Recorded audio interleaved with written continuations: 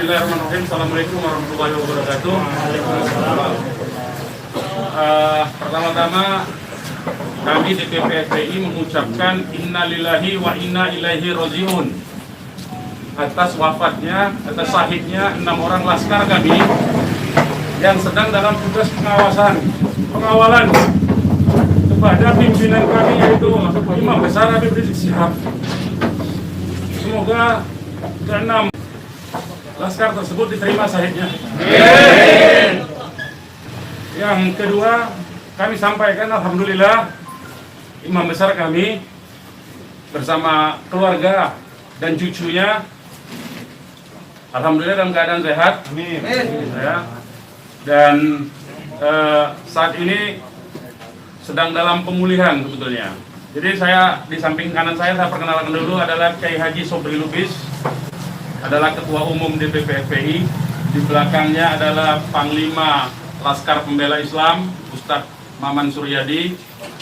Di belakang saya Wakil Panglima Laskar Pembela Islam Ustadz Jordan, dan ada pengurus FPI di belakang kita. Jadi pertama-tama saya mau sampaikan bahwa kami sebelum ada pengumuman dari pihak Polda, yang tadi itu pun kita dapatnya dari televisi, sebelum kita mendengarkan pernyataan dari pihak Polda, itu kita masih menganggap keenamnya dalam status hilang. Makanya pernyataan kita yang pertama keluar itu adalah pernyataan statusnya masih dalam keadaan hilang, kita sebutkan. Karena itu pernyataan dibuat pagi hari, ya, sebelum kita mendengar kabar bahwa keenamnya sudah syahid. Nah, kemudian saya mau jelaskan kronologi backgroundnya dulu, bahwa beberapa hari yang lalu, ya, memang ada beberapa pengintai di Pondok Pesantren Habib Rizik, yaitu hari Jumat, ya. Hari Jumat itu ada beberapa pengintai yang ditugaskan oleh institusi resmi negara. Ya, saya tidak mau sebut. Oleh institusi resmi negara yang ditugaskan mengintai 24 jam. Mereka menggunakan drone dan peralatan canggih lainnya. Dan kemudian ada komunikasi dari laskar yang menjaga Pondok Pesantren Habib Rizik di Megamendung itu dengan para pengintai. Karena kebetulan mereka terjebak dengan cara pengintaian mereka sendiri yang tidak profesional. Ada komunikasi antara laskar penjaga markas Syariah Megamendung dengan para pengintai. Ya. Ada 3 orang yang berhasil dikomunikasikan dan kita mendapatkan semua data-datanya. Ya, data-datanya kita dapatkan semua, identitasnya kita dapatkan semua, dan ternyata pengintaian itu bukan cuma terjadi di Megamendung, di lokasi Pondok Pesantren Habib Rizik, tetapi juga di Petamburan sini. Posisinya di sebelah sana, ya, posisi para pengintai. Ada foto-fotonya kita dapatkan. Kemudian juga di Sentul yang sempat dilakukan aksi demonstrasi. Artinya yang saya mau sampaikan di sini, Habib Rizik sejak kepulangannya memang diintai 24 jam. Ada 30 orang. Masih di Sentul, 10 orang di Megamendung. Jadi kita sudah tahu sebetulnya. Ya, kita sudah tahu. Nah, setelah proses hari Jumat itu, beliau bersama keluarga meninggalkan tempat istirahat beliau, tempat pemulihan beliau yang tadinya di Megamendung, beliau pindah ke Sentul, ya, pindah ke Sentul. Kemudian Ahad, ya, malam, yaitu hari Minggu pukul 22.30, artinya lebih sekitar setengah 11-an, ya, setengah 11 sampai jam 11 malam. Beliau meninggalkan lokasi dari Sentul untuk menuju ke tempat pengajian keluarga. Pengajian keluarga inti. Saya mau sebutkan, pengajian subuh, ya. Pengajian subuh keluarga inti. Jadi tidak melibatkan pihak mana-mana pun juga. Dengan 4 mobil keluarga. Di dalam mobil ada istri beliau, ada anak dan ada menantu. Artinya ada perempuan di dalam mobil itu. Dan ada cucu beliau. 2 orang masih bayi, 3 orang balita. Ya. Jadi di rombongan Habib Rizik itu ada balita, ada bayi dan masih belum 1 tahun dan ada balita. Itu yang saya mau tegaskan. Jadi ini adalah perjalanan keluarga biasa. Beliau mau melakukan pengajian keluarga saja, karena biasa pengajian subuh keluarga. Ya. Nah, di dalam perjalanannya lebih kurang pukul 12.30 artinya setengah 1 malam, rombongan beliau dengan dikawal. Beliau menggunakan keluarga menggunakan 4 kendaraan roda 4 dan dikawal oleh 4 mobil juga oleh laskar. Ya. Nah, di dalam perjalanan ada orang yang menguntit sejak dari keluarnya beliau dari Sentul itu. Ya, terus dikuntit dan akhirnya para penguntit ini berusaha memotong, entah apa tujuannya. Kita sebut karena kita tidak tahu apakah dia petugas resmi atau bukan, karena dia tidak berseragam, ya. Harus disebut tidak berseragam. Ini orang-orang tidak berseragam. Berusaha memotong rombongan, ya, dan menyetop kendaraan. Nah, para pengawal tentu saja bereaksi untuk melindungi, ya, untuk melindungi Imam Besar Habib Rizik Syihab. Itu reaksi normal, karena memang mereka bertugas untuk mengawal. Reaksi normal. Yang patut diberitahukan kepada teman-teman pers semua, bahwa fitnah besar kalau laskar kita disebut membawa senjata api dan tembak-menembak. Fitnah itu. Laskar kami tidak pernah dibekali dengan senjata api. Kami terbiasa tangan kosong. Kami bukan pengecut. Jadi fitnah, dan ini fitnah luar biasa, pemutarbalikan fakta dengan menyebutkan bahwa laskar yang lebih dahulu menyerang dan melakukan penembakan. Kalau betul itu coba dicek senjata apinya, nomor register senjata apinya, pelurunya itu semua tercatat. Cek saja, silakan dicek. Pasti bukan punya kami, karena kami tidak punya akses terhadap senjata api. Dan tidak mungkin membeli dari pasar gelap. Ya, jadi bohong sama sekali. Apalagi di FPI, di kartu anggota FPI dan kartu anggota LPI disebutkan bahwa setiap anggota FPI dilarang membawa senjata tajam, senjata api, bahkan dan bahan peledak. Itu dilarang di kartu anggota kita punya. Ya. Nah, jadi upaya-upaya memfitnah, memutarbalikkan fakta, hentikanlah. Ya. Hentikanlah. Nah, kemudian kejadiannya, ya, kenapa kami menyatakan laskar kami dalam keadaan hilang? Karena memang kami belum tahu keberadaannya di mana. Itu membuktikan bahwa mereka dibunuh dan dibantai, saudara-saudara. Ya. Kalau sejak awal tembak-menembak itu berarti dia tewasnya di tempat dong. Tewas di tempat pasti banyak. Semalam saya sendiri sampai jam 3 sudah ngecek dengan teman-teman yang di lapangan, tidak ada jenazah di situ, tidak ada keramaian di situ. Yang ada justru petugas aparat setempat yang ada di lokasi yang diperkirakan di sekitar pintu tol Karawang Timur. Ya, di tengah malam itu saya suruh cek.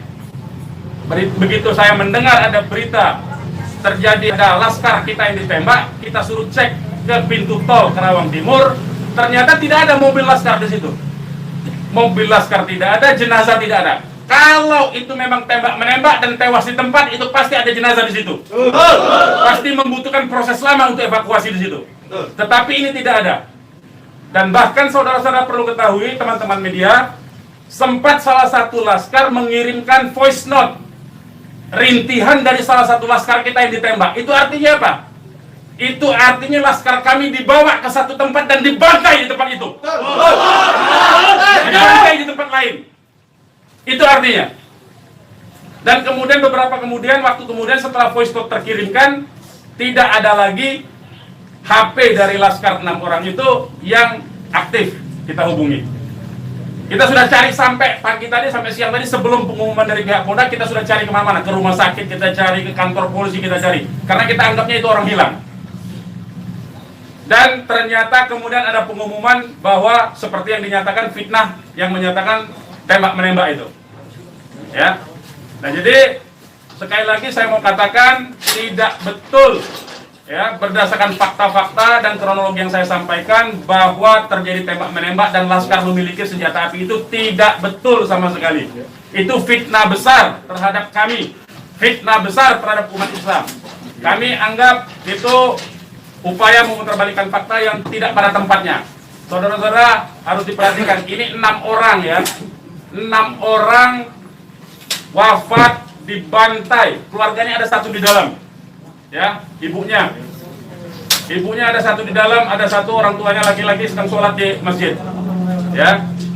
Ini anak-anak kita tahu persis, anak-anak ini hanya bentuk kecintaannya mengawal pimpinan kami, imam besar, hanya bentuk pengabdian, tidak memiliki agenda apapun, tidak memiliki senjata api, tidak memiliki bahan peledak dan segala macam bentuk senjata lainnya. Dari kami, saya kira itu. Ketua Umum silakan kalau ada yang mau menyampaikan. Silakan. Bang, ya. Untuk pengecekan CCTV di lokasi sudah dipinta? Belum kita lakukan karena kita ini masih sibuk sampai dengan siang tadi sebelum ada pengumuman dari pihak Polda, kita masih sibuk memastikan keberadaan 6 orang tersebut. Ya. Jadi kita belum mengecek kemanapun, kita masih menelusuri kemana-mana tempat dari kemungkinan-kemungkinan itu dibawa, yaitu apakah rumah sakit, karena kita mendengar ada voice note yang tertembak, kan, rintihan dari salah satu korban yang ditembak, masih sempat didengarkan oleh Laskar yang tetap mengawal, ya. Dan kita belum mengetahui itu, sampai hari ini, bahkan sampai detik ini, kita belum mendapatkan akses terhadap jenazah. Itu yang patut dicatat. Kita tahu bahwa mereka 6 orang Laskar ini yang syahid ini adalah wafat, baru tahu dari pengumuman, ya, dari pihak kepolisian. Jadi itu yang perlu saya sampaikan. Tapi posisi 6 ini gimana sekarang Bang, udah diketahui? Sampai hari ini saya belum tahu, kita belum mendapatkan informasi. Ini menunjukkan bahwa bukti konkret bahwa jenazah ini dalam kontrol dan kendali penuh, artinya kan. Kalau memang itu tembak menembak biasa, tentu itu ada di masyarakat lain. Tentu masyarakat sudah sibuk, sudah ramai di situ. Ini sampai sekarang ini kami tidak mendapatkan akses di mana keberadaan jenazahnya, ya, kondisi lukanya di mana tembak menembak, berapa lubang pelurunya, kami tidak tahu. Hanya satu-satunya sumber informasi baru bahwa dinyatakan bahwa tewas. Ya, Bang, untuk yang 4 orang Bang, penjelasan yang Bapak bilang tadi yang terkait di tol Japek itu berarti Bapak melihat sendiri bahwa tidak sempat terlihat adanya mayat dalam. Saya tidak melihat sendiri, tapi kita tugaskan ada Laskar kita untuk ngecek mulai dari pukul 1:30 ya sampai pukul 3 sampai menjelang subuh kita cek. Gitu. Tidak ada di situ peristiwa tembak. Siapkan masuk.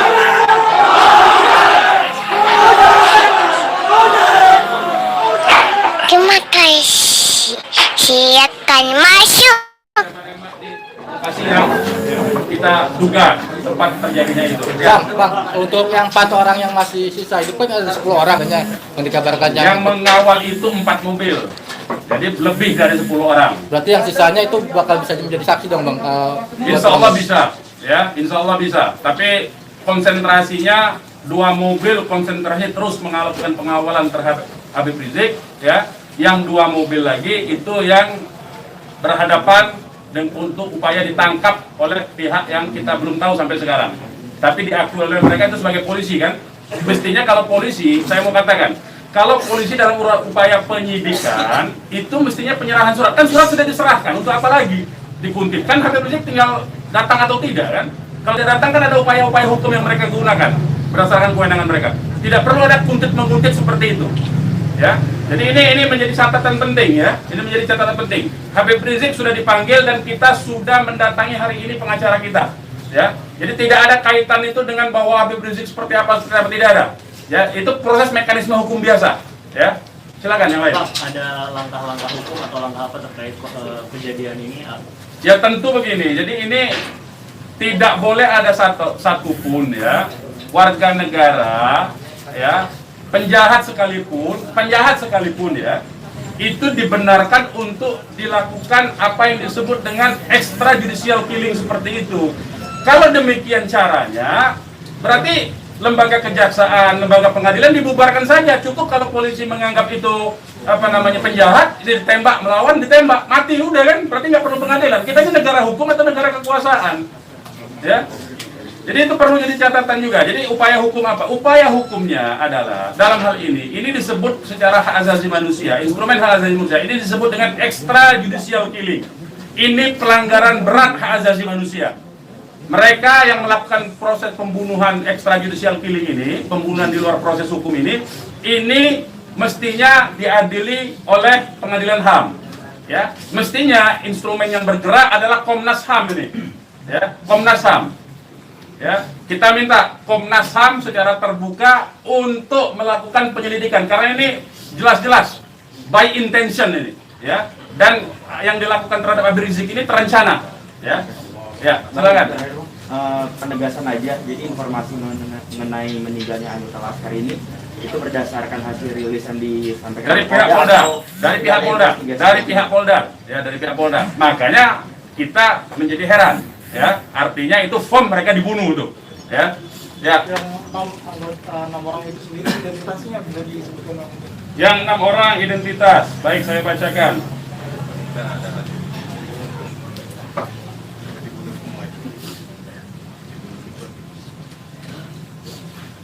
Saya bacakan nama-nama laskarnya ya. 1 Faiz, ini nama panggilan, kita belum cek nama aslinya ya.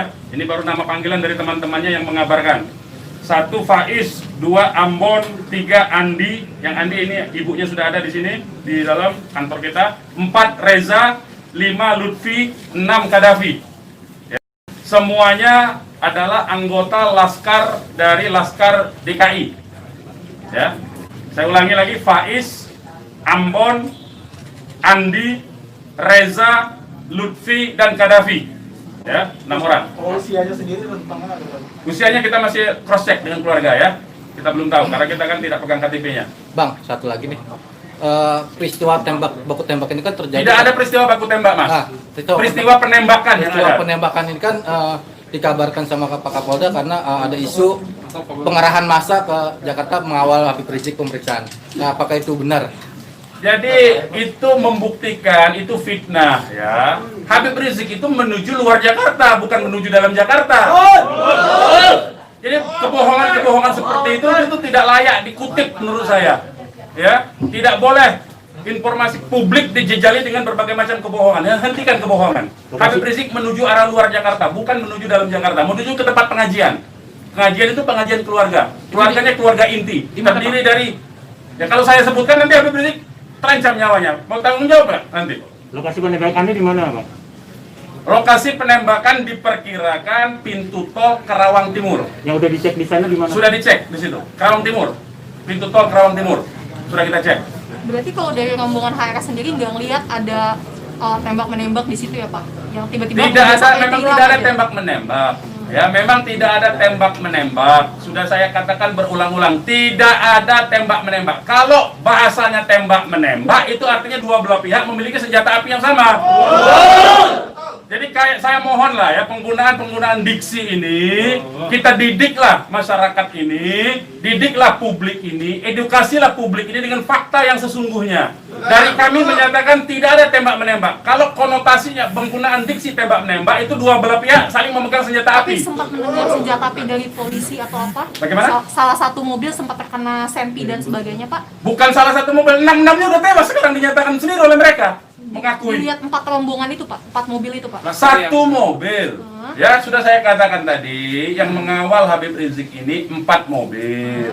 2 mobil terus mengawal Habib Rizik menuju tempat pengajian. Yang 2 lah kemudian yang berusaha dihadang oleh OTK ini. Begitu, saudara. Ya. Kemudian terjadilah upaya-upaya penangkapan itu dan ada sekali penembakan di tahap awal itu dan mengenai 1 laskar. 1 laskar inilah kemudian yang voice note-nya sampai ke tim yang lain, ke mobil yang satunya. Mobil yang satunya segera katakanlah menyelamatkan diri begitu. Karena ini ada tembakan, itu bukti ya. Saya mau katakan ini ada 2 mobil. Satu mobil dihadang, satu mobilnya kalau betul ada tembak menembak dan laskar FPI punya senjata, tentu dihajar pakai mobil satunya.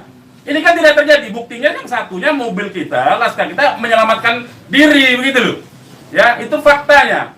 Jadi tidak ada penggunaan diksi tembak menembak. Penembakan yang ada itu. Penembakan oleh siapa? Sementara ini mereka mengakui bahwa itu dari pihak mereka. Dengan tadi pernyataan kan, jelas kan? Mereka sendiri yang mengakui. Tadinya kita anggap itu OTK, tapi sekarang sudah diakui. Ya. Nah, karena ini aparat negara yang melakukan, maka ini disebut pelanggaran hak asasi manusia yang berat, begitu. Pelanggaran hak asasi manusia berat itu sendiri, apakah FPI akan melapor ke Komnas HAM? Oh iya, kita akan berupaya tentu saja. Ya, kita akan menggunakan seluruh mekanisme hukum untuk melaporkan peristiwa ini. Ini tidak boleh didiamkan, sebab bisa saja nanti anda semua akan ditembak nanti kalau kritis. Ya, karena anda wartawan tentu saja menyuarakan yang kritis. Kalau anda tidak disenangi kritik anda nanti, anda akan menjadi sasaran. Semua warga negara Indonesia akan diperlakukan sewenang-wenang seperti ini. Ini tidak boleh dibiarkan. Ya, kami masih bersabar dengan menggunakan upaya mekanisme hukum. Ya, yaitu akan berupaya melaporkan ini ke Komnas HAM. Karena ini kita sebut pelanggaran HAM berat. Ya. Ada upaya dari FPI untuk mengkonfirmasi soal identitas 6 orang itu nggak Pak? Enggak, nanti kita keluarganya tentu kita ini sekarang aja sudah ada 3 keluarga ya. Insya Allah dari keluarga nama-namanya identitasnya akan kita dapatkan dalam waktu segera dan akan kita keluarkan identitas keluarga masing-masing termasuk umur, alamatnya ya. Sudah ada yang dihubungi pihak Polda terkait 6 jenazah itu? Belum ada. Ini kita tidak punya akses informasi ya. Pak, untuk jenazah sendiri ada di mana ya Pak? Karena kan di Polri sendiri tadi belum ada jenazah ke-6 orang. Nah itu tanya ke mereka yang nembak, mereka yang mengendalikan jenazah, kenapa tanya kita? Tanyanya mereka itu. Itu bukti mereka menguasai itu jenazah, ya. Dan dalam kewajiban seorang muslim itu jenazah harus segera diserahkan kepada keluarga, ya.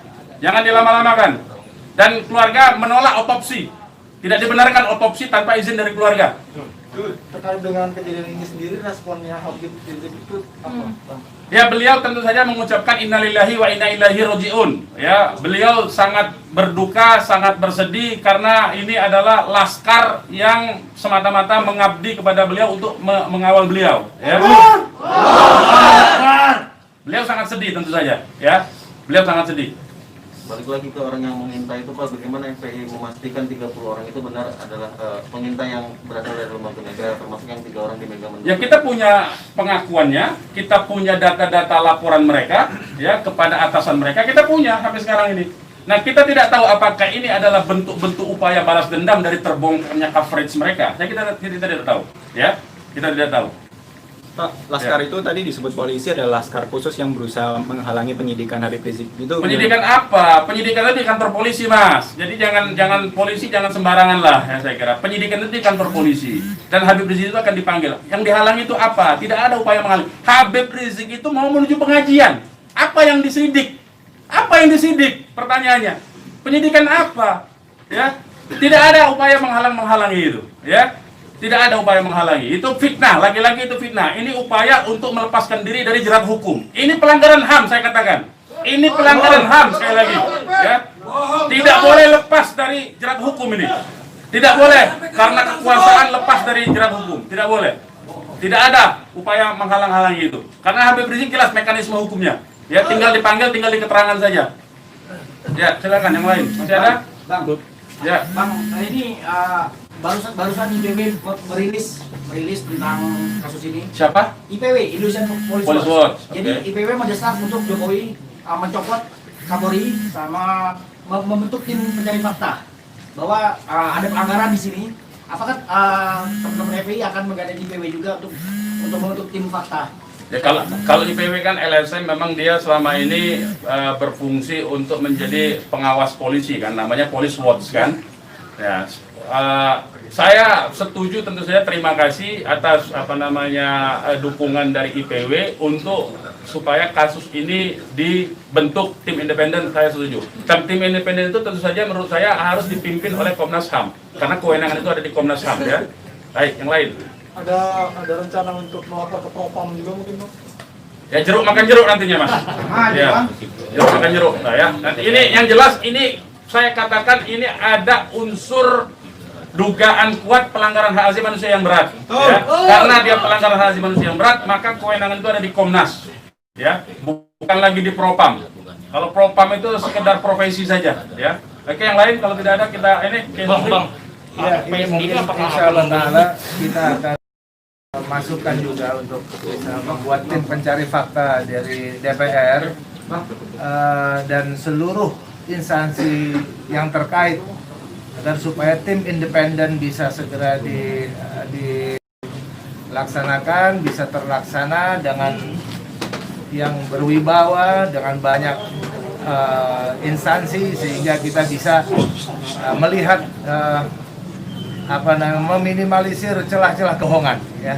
Jadi seperti itu. Insya Allah taala dengan tim pencari fakta independen untuk bisa menguak bagaimana peristiwa ini yang sebenarnya, walaupun kita sudah melihat bagaimana fitnahan-fitnahan yang ditujukan kepada Front Pembela Islam maupun kepada laskar-laskar kami, itu semuanya, tapi tetap perlu untuk bisa terkonstruksikan, ya, dengan data-data dan bukti-bukti, insya Allah taala dengan keterbukaan dan juga dengan rasa keadilan, insya Allah taala. Oke, silakan yang lain teman-teman kalau masih ada. Sekarang Pak Habib Rizik posisinya sedang di mana? Oh, kalau kami kasih tahu nyawa Habib Rizik yang terancam, mohon maaf ya, kita tidak bisa kasih tahu soal itu. Baik, yang lain nggak ada? Baik, kepada teman-teman media, sekali lagi saya ucapkan terima kasih yang banyak, ya, jazakumullah khairan jaza atas profesionalisme, ya, cross check, cover both side dari teman-teman, karena memang pemberitaan tidak boleh berdasarkan hanya satu pihak saja. Kami hanya menuntut kemukakanlah fakta dengan apa yang sesungguhnya dari kedua belah pihak. Nanti masyarakat yang akan menilai itu, ya. Yang jelas penggunaan diksi tembak-menembak saya kira harus dihentikan, karena itu adalah framing yang jahat terhadap orang tidak berdosa, yaitu 6 orang yang syahid ini. Demikian dari kami. Terima kasih. Billahi taufiq wal hidayah. Wassalamualaikum warahmatullahi wabarakatuh. Takbir! Umat Islam siap! Umat Islam semua! Bakar!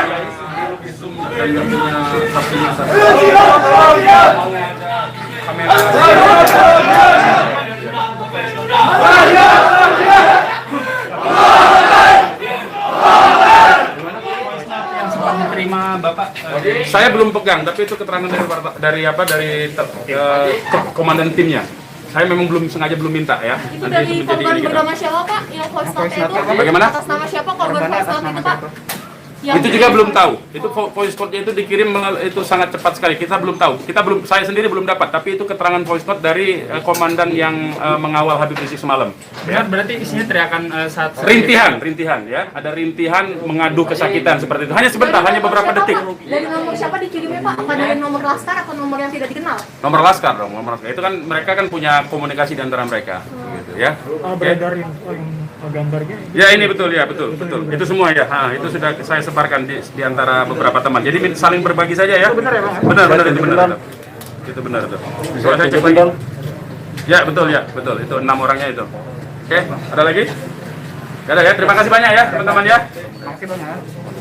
Boleh di sini aja, ya. Di ini hubungin aja ya. Nah, tolong di nanti 4:30 ya. Di dalam ya. Atribusinya masih. Saya sekum sekaligus kuasa hukum dari para korban, ya, karena saya profesi saya hari-hari itu memang pengacara. Ya. Nah. Sekum masih sama kuasa hukum. Pakai telepon, tuh bisa, silakan boleh itu ya. Tapi pakai telepon, ya. Anda saja ya, karena telepon saya nggak ada yang bisa dikontak, hanya WA talk. Jadi sementara WA jaringannya sangat jelek kalau ya. Jam berapa? Karena ini 4:30 soalnya. Oke, bentar lagi ya. Terima kasih teman-teman ya semuanya. Mohon maaf atas ketidaklayakan tempatnya ya. Ya.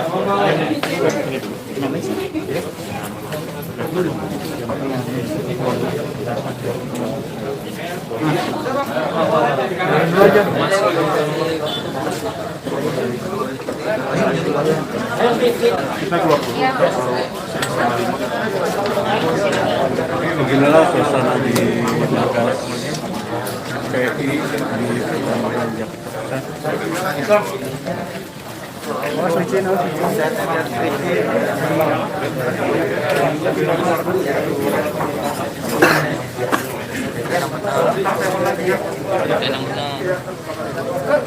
Soalnya beritanya nggak enakin dititip tadi. Awalnya kami nyerang.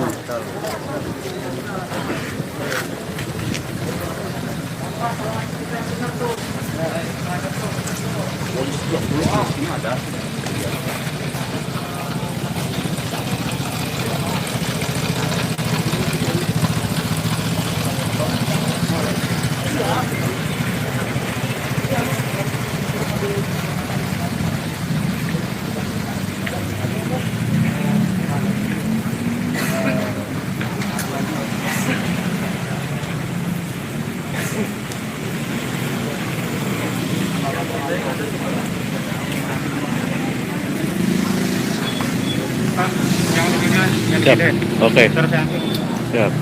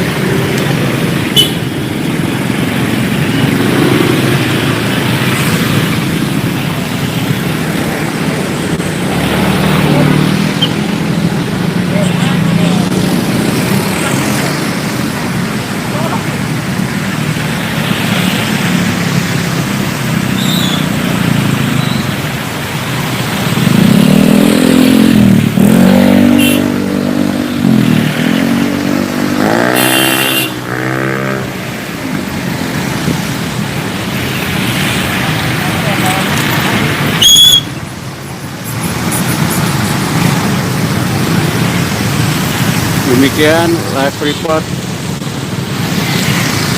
dari Markas Front Pembela Islam Jakarta Pusat.